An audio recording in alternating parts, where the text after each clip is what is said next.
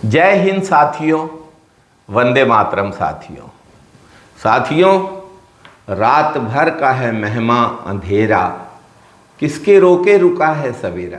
साथियों, राहुल गांधी जी ने देश में बढ़ती नफरत, सांप्रदायिकता और भ्रष्टाचार के पीछे खड़ी शक्तियों पर प्रहार किया तो प्रधानमंत्री मोदी और पूरी भाजपा बौखला गई। ये पहली बार भी नहीं है, इसके पहले भी भाजपा ने आसुरी शक्तियों को साथ दिया है, आसुरी शक्तियों को बढ़ावा देने का काम किया है। जब किसान फसलों का सही दाम मांगते हैं तो भाजपा की सरकार उन पर गोलियां बरसाती है।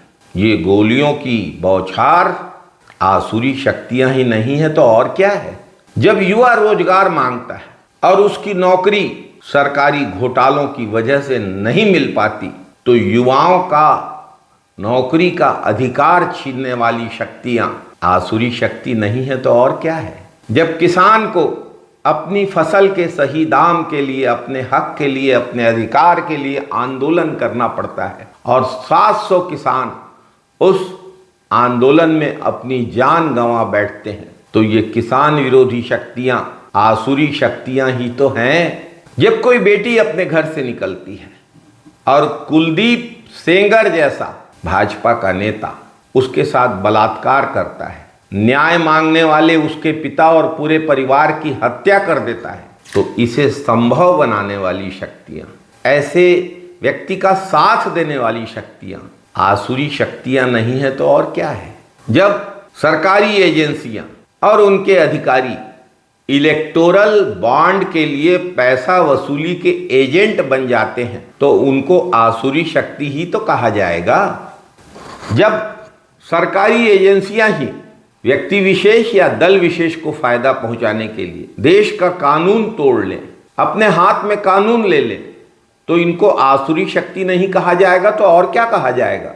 जब कोई व्यक्ति या राजनीतिक दल धर्म को और भगवान को बेचने का दुस्साहस करे, धार्मिक भावनाओं को भुनाने का गलत काम करे, जनता की धार्मिक भावनाओं और जनता की श्रद्धा भक्ति का गलत फायदा उठाने की कोशिश करे तो वह दल और वह व्यक्ति आसुरी शक्तियों के रूप में ही जाना जाएगा। जब कोई व्यक्ति या दल जनता का हक छीनकर किसी व्यक्ति विशेष को फायदा पहुंचाने के लिए देश के साथ धोखा करे तो वह व्यक्ति या दल आसुरी शक्ति ही है। जब देश की जनता के लिए, देश के गरीबों के लिए, मजदूरों के लिए, किसानों के लिए न्याय और हक के सारे दरवाजे बंद कर दिए जाएं, लोकतंत्र को कमजोर बनाने की साजिशें हों, संविधान को कमजोर करने की साजिशें हों, देश की सरकारी एजेंसियों से राजनीतिक हित साधन,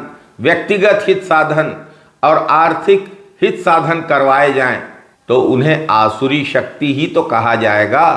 मौतें छिपाई जाएं, जनता अस्पताल बेड्स, ऑक्सीजन की कमी से दम तोड़ने के लिए मजबूर हो जाए, सरकार 50 लाख की मौतों को 3 लाख करके बताए, आपदा में अवसर खोजकर वैक्सीन बनाने वाली कंपनी से 50 करोड़ रुपए वसूल किए जाएं और देश में पहली बार पैसा लेकर वैक्सीन लगाई जाए तो इन्हें आसुरी शक्ति ही तो कहेंगे। अब आप खुद ही सोचिए, बीजेपी की सरकार के इन कृत्यों के पीछे कौन सी शक्तियां हैं। जनता पर पड़ रही महंगाई की मार, युवाओं को बेरोजगारी की मार, कर्मचारियों पर नई पेंशन जैसे नुकसान पहुंचाने वाले उपायों की मार, मजदूरों को श्रमिक विरोधी काले कानूनों से मारना, किसानों को कर्ज में डुबोकर मार देना, अग्निवीर योजना से सेना में भर्ती होने वाले युवाओं के अवसरों को छीनना,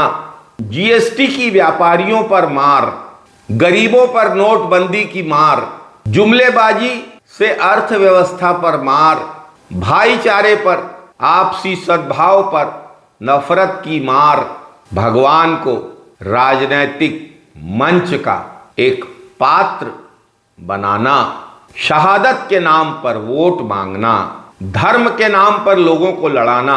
राहुल गांधी जी ने बिल्कुल सही कहा है, वो जनता के सहयोग से, आप सबके समर्थन से इन आसुरी शक्तियों के खिलाफ युद्ध लड़ रहे हैं। इसलिए आइए हम सब संकल्प लें कि देश में व्याप्त आसुरी शक्तियों को समाप्त करने के लिए हम सब अपने अपने घरों से निकलेंगे और परिवर्तन का संकल्प पूरा करके ही दम लेंगे।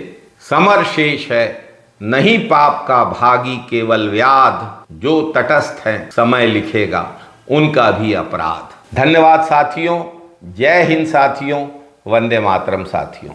साथियों, यदि आपको हमारे इस YouTube channel Congress the real voice of India की बातें अच्छी लगती हैं तो आप हमारे इस YouTube चैनल को सब्सक्राइब करिए, बेल आइकॉन दबाइए, हमारे इस वीडियो की लिंक को आप लाइक करिए, इस पर कमेंट करिए, इसे शेयर करिए, इसे पोस्ट करिए।